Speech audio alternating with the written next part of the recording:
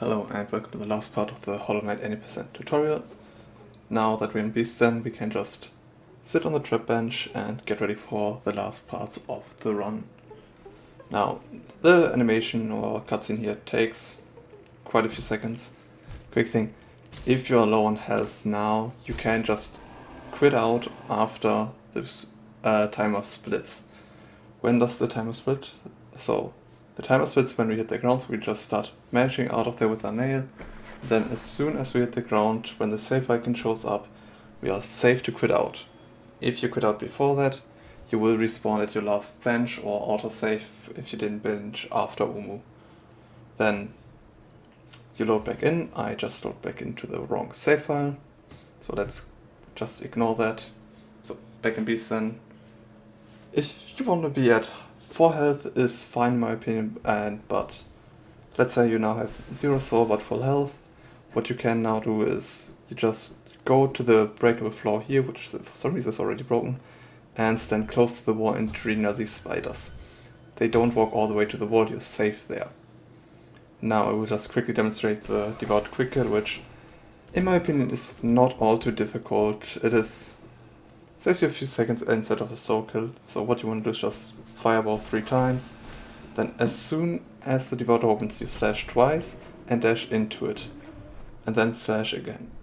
You have enough invincibility frames to not get hit again if you do it fast enough.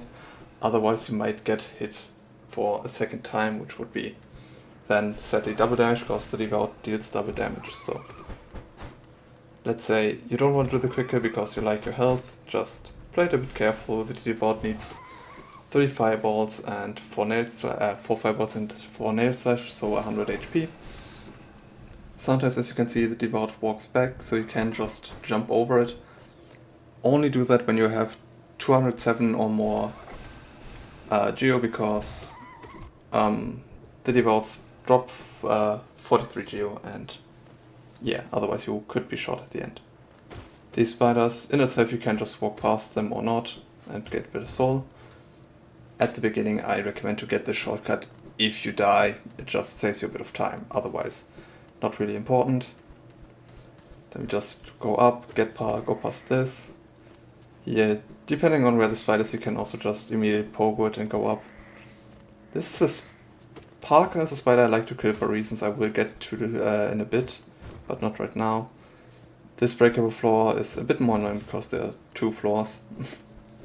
So we once again get past here. Now, the reason I like to kill Parker is because if that spider hits you in any way, it is not unlikely that it will hit you into the spikes, meaning you take 2 points of damage total, which is not that nice. Then just this spider sometimes is a bit nicer, sometimes depending on how far you went through Beast Den can be a bit weird on the wall like it was at the beginning there. But if it's low, you can just pogo it. If it's high, you can just jump past it. It's not important. Now, very important is to free the grub, otherwise your run won't be leaderboard valid. Of course it will be leaderboard valid even if you don't, but only a monster does not save the grub. Now, I will go through that area in a bit again. Here you can, if you're low on health and are afraid to die to the Devout, just go all the way down and sit on the bench. It's a bit safer, but in itself, if you know how to do the Devout Quick Kill, you shouldn't need more than 2 health or 3 health at the final end of Beast Den. So just say we head back up and then we do the exact same quick kill that we did at the beginning. So slash, dash, and then 2 more slashes. And then 43 geo, which is why I said you want to have 207 if you skip this Devout. There is a way to get past there without killing it, but that is a bit more complicated and practice intensive, so I won't be going over that. So once again, we just head through Beast Den afterwards, and there you see the spider, so we can just pogo it.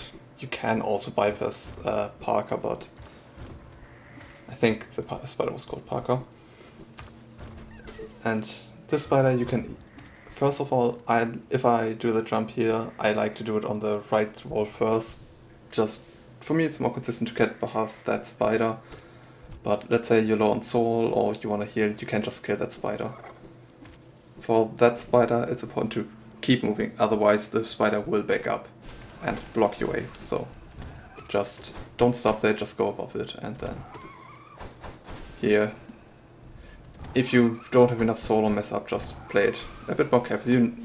You know how much damage the spider takes or needs to take, and then you can just Dreamnail Herrah. And guess what we're doing? 4 dashes, 10 nail slashes, and we're fine. Ignore that. But yeah, right now I am on 248 geo. We do need 250 for the stack station.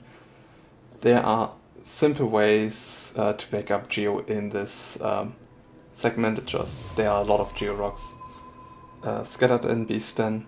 The closest one would be now right behind Herrah, which I'll be going to in a second. And then on the way down it will show where there are 2 more.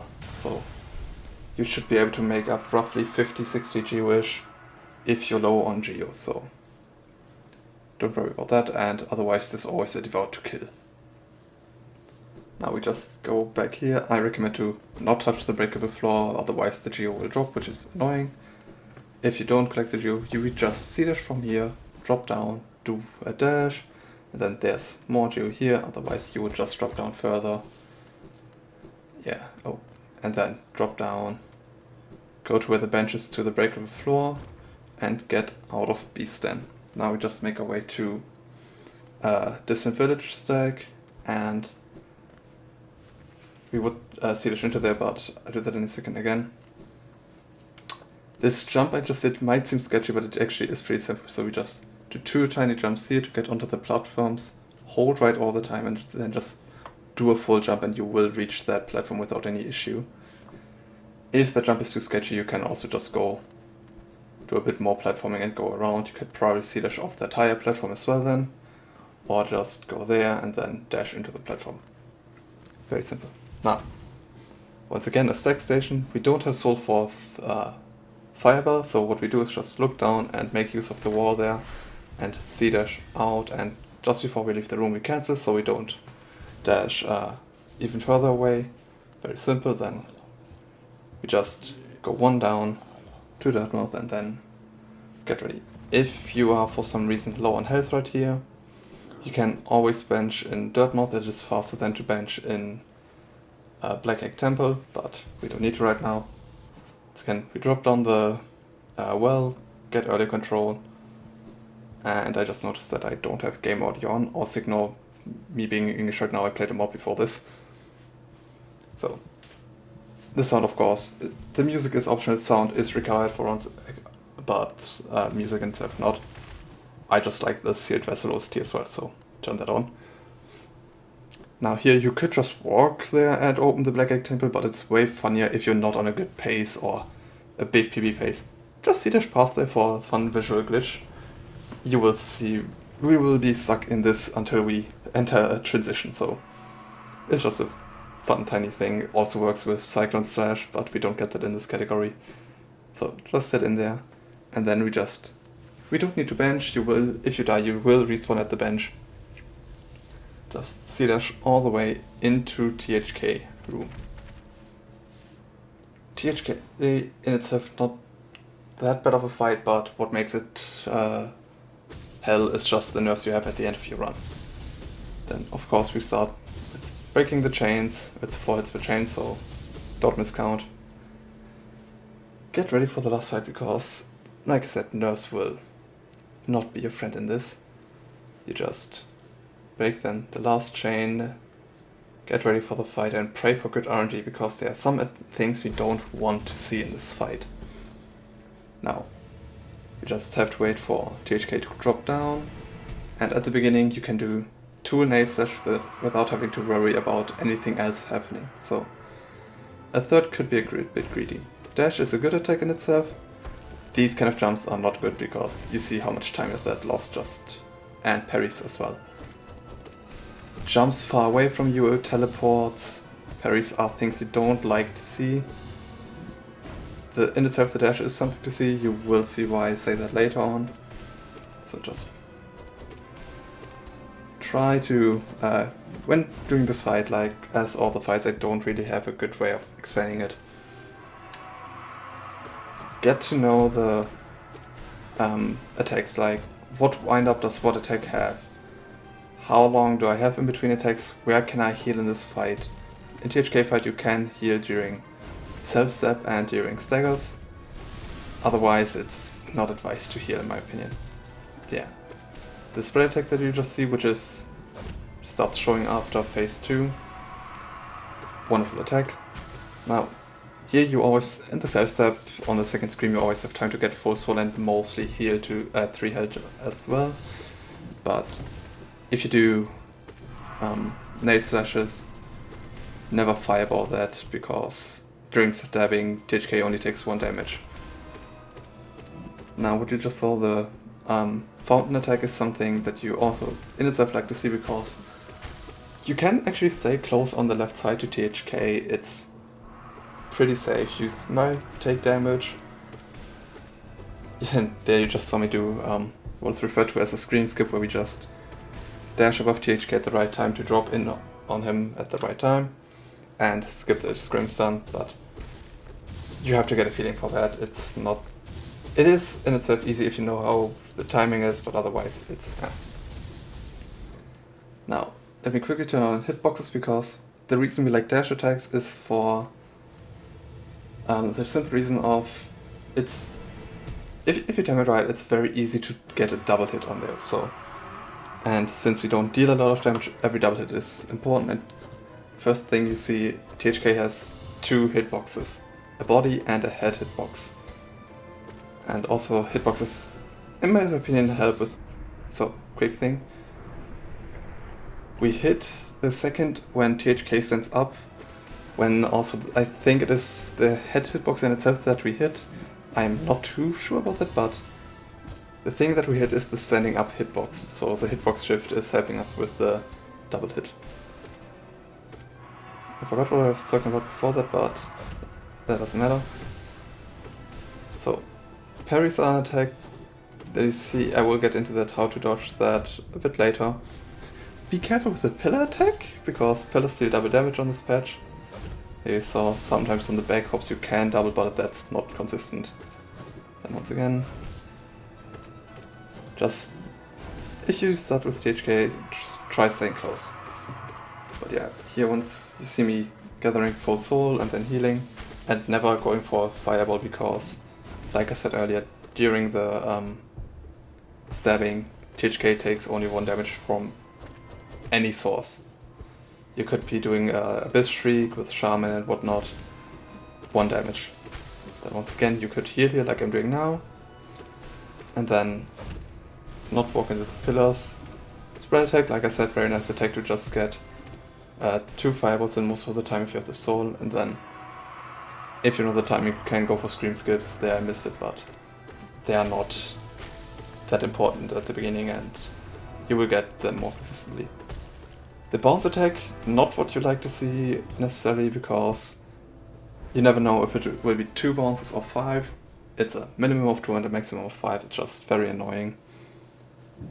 But yeah, let's just go over this fight one more time. Like I said, just try to get to another hitboxes on the triple slash. The second slash has a very big hitbox in the back as well, so be aware of that. And one thing I always recommend is watch top runners if you want to steal the strats, because they're top runners for a reason. But yeah, one last time for the fight, 2 nail slashes at the beginning and wonderful parries. So, the thing with parries is there is a simple way of dodging those. The way I do it is what you see in a second. So now, first off, also don't be too greedy with your nail slashes, because now, if you hit the parry, just jump back and then pogo, and don't let go of jump. For me it's very consistent, but you have to jump immediately. I always get hit on the parry if I'm in the air at that point, but if I'm not in the air in itself, I am able to dodge it. So, one thing you also want to prevent, don't let THK get stuck in the corner there. It's very annoying, as you just saw with the spread attack. You can't get behind him for anything. It's not good. play it as bad as I'm just showing right now, that's also... I'm basically showing right now how not to do it. But, like I said, try to stay close to THK when he teleports away or jumps away from you. Just dash towards him. It just helps you with keeping up your damage input, obviously. Then fireball when you can, but if you need to, always keep a bit of soul in reserve for healing. Yeah, like I said, I'm not showing a proper THK fit right now, just face syncing everything. There we see... Okay, once again, Fountain. You see, even though I'm on HP, I can basically try to stay close to THK all the time on the left side. You have to know Fountain a bit, of course, to actually do this, because there you saw just... can get quite close. I could have squeezed in between those two as well, but there's no need to. Then, here, time to heal 1. He will scream now, so... But I knew I was very late for the scream skip, but you can always try. And be aware of the head hitbox, like it's big. There you just see a lot of bounces. You can try to get a few slashes in there. The slash attack on the last phase, it's always one in the stagger. And that's it, just get to know the fight, get to know the windups for the attacks, and know how to dodge each attack and how to deal damage during most of them. And you should be fine. But this will be the entire tutorial. I hope it helped you. The timer ends right around here now, so the run is done. Now, I hope the tutorial helped. What is next? Of course, if you don't already have it, install LiveSplit. Otherwise I will link LiveSplit in this down below, and a place where basically everyone gets their splits from, which is THK Split Maker. Wonderful page, I think made by Slorin, so huge thanks to them for providing the community with just a simple way to get splits for all the categories. And I mean all the categories. And like I said earlier, Hollow Knight has what's called an auto splitter, so you don't have to split manually. Room transitions are not in the timing as well, so in between every room that it will be paused. It's wonderful. But yeah, like I said, I hope the tutorial helped you, and with that, good luck running, and goodbye.